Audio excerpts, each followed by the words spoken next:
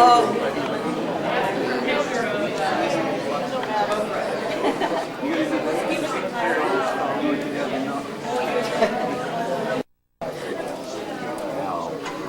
think is we gotta wait. Oh yay, oh yay. The man has entered the building. Well, good morning, everyone. Thank you for coming, and thank you for taking the time to have a dialogue with me, and I'm looking forward to listening to your questions and comments and insults. As usual, my only request is that we treat everyone's opinion with respect. That's all that I ask.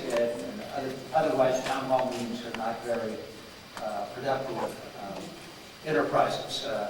I thank you. It's great to be trying back in Arizona after trying to do the Lord's work in the city of Satan. And I've mentioned a lot of times that it's been overused. I've said it for years about the approval of Congress is so low, we're down to paid staffers and blood relatives, and I use that all the time, and I probably overused it. And then last week, when the government was shut down, I received a call from my 101-year-old mother. She's deserted us. So now we're down to paid staff. And I'm not sure about them.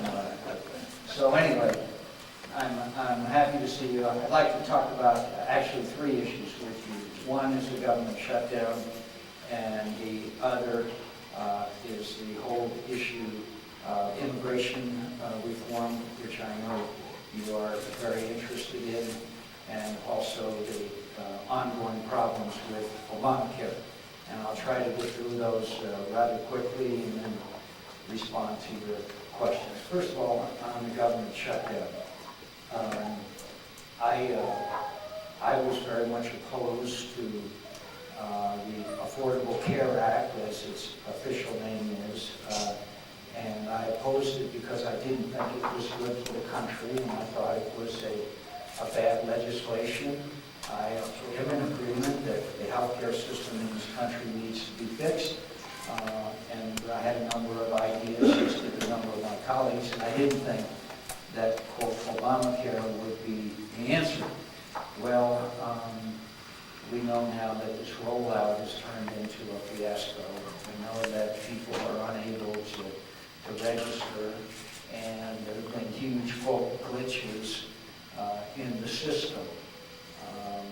And people are very frustrated by their inability to get on the system, whether to get information about it or to sign up and register on it. The President said that he was going to get some smart people to come and fix it. Well, I would remind you, they've already spent over $600 million on this system, and it's not working. So I suggested that he send Air Force One out to Silicon Valley and load it up with real smart people and bring them back, and or even have them work there and try to fix this system. I think one of the lessons here is the government doesn't do a very good job on enterprises like these. I am told that the technology that they were using is 1990s technology is one of the reasons why they're having so much difficulty. So I think that they will fix it. I don't know when, but I believe that they will probably fix the problems associated with getting onto it. But I also would point out that there are, in my view, some real problems with the legislation. Amongst them are this issue of if someone has 50 employees, then the amounts that they have to pay and the costs associated with it dramatically increase. So a number of companies are keeping 49 employees and a bunch of part-time employees in order to get around these requirements, and of course that's not good. The Chamber of Commerce gave me, the Arizona Chamber gave me some stuff, and let me just quote a couple of the problems to you real quick. One is the medical device tax. You know, medical device is the technology that is used to develop certain devices that will deal with like heart valves or different aspects of technology which will prolong people's lives.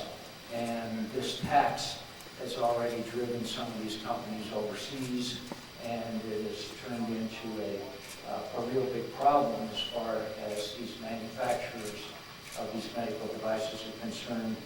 There's a health insurance tax, the employee mandate that I mentioned to you, 50 or more full-time, 30-hour-a-week employees, that you're going to face a $2,000 employee fine unless you sign them up, and so people are staying below that number. So there's a number of things we need to do, I think, to quote Obamacare in order to fix the system. Second thing I want to talk to you about real quick is the shutdown. Shutdown was, in my view, and most people that I know, a devastating impact on the state of Arizona. When you look at, for example, there was a number of 600,000 visitors who were turned away from our national parks. 600,000 people who came to visit our national parks, not only from around the country, but from around the world. And they came to visit the Grand Canyon, Canyon de Chelly, many of our other national monuments and others, and they were turned away. That translated into a loss of $45 million in visitor spending. $45 million that would have been spent. You know, the raft, the Grand Canyon, a hardy bunch of people, they lost $80,000 per raft trip. For example, there's an outfit up in Snowflake that goes into our national forests, gets wood and turns it into biomass at a factory, a facility in Snowflake. Well, because of the shutdown of government, they couldn't go into the forest, and so the guy that runs the factory up there had to lay off 60 people. And these people are not going to get repaid. The government employees that were furloughed, they will get their back pay. But for example, at Tucson, which as you know is at the gateway to the Grand Canyon, there were hundreds of people that worked for the concessionaires who we had to fly food up to them. Food. So all I can say is that we should not have inflicted this pain on the people of the United States, and especially of the state of Arizona. So I hope that we won't shut down the government again. This will not change my efforts to reform and replace Obamacare, but to have shut down the government, in my view, one, was not going to succeed. We were not going to defund Obamacare. And one reason why we wouldn't is because it would have taken, suppose that we'd gone through the legislative process and defunded Obamacare, okay? That would have required both houses of Congress to pass that legislation. And we Republicans do not have a majority in the Senate, so we were not going to get 51 votes there. But suppose that had happened, and then it had gone to the president's desk. The president has said he would veto it. In order to override a presidential veto, according to our Constitution, requires 67 votes. As much as I love the Republican Party, I'm not sure we would reach 67 votes anytime soon to override a presidential veto. So it was a fool's errand to embark on this, shut down the government, and cause so much discomfort, dislocation, and even pain to our citizens, including the president, including the citizens of Arizona. Finally, I want to talk to you about the issue of comprehensive immigration reform. As you well know, we passed that legislation through the United States Senate about a year ago. And it is now up to the House of Representatives. I would hope that some of my Republican friends would realize that the American people want us to get on a positive agenda. And part of that positive agenda, I would hope, would be we would join together and pass comprehensive immigration reform. My friends, there are 11 million people living in this country illegally. because they crossed our border illegally. They're not leaving. They're not leaving. We're not going to have to send buses and deport them to the country that they came from. And many of them are children who were brought here as children by their parents. We call them the dreamers. And so we need to have a comprehensive approach. And that comprehensive approach that we passed through the Senate is a very tough approach.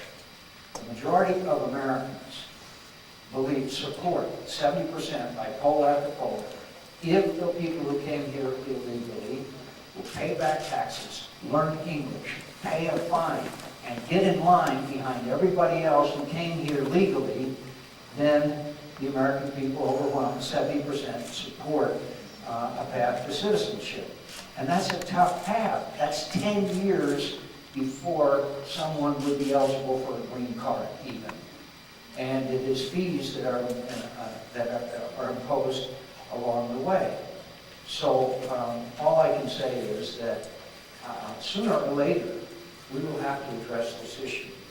And I hope that it happens sooner rather than later. And I hope that my friends in the House of Representatives would come up with their proposals and their legislation, and then we can sit down together in a conference and work out. We are not wedded completely to the particulars of our proposal, but we are committed to enacting a reform that is going to have to be addressed sooner rather than later.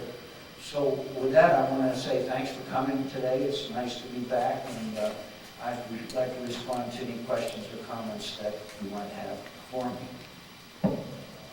Sir.